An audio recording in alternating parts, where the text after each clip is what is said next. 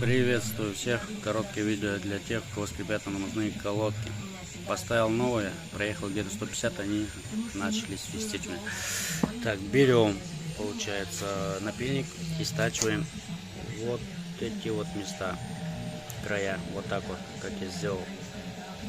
Потому что вот они вот так. Они задевают вот этот вот бортик и начинает скрипеть. Либо стачиваем здесь вот сам диск. А также, если у вас имеется какая-нибудь там смазка высокотемпературная, смазываем вот эти вот все места, которые прилегают к суппорту и к поршню. Все.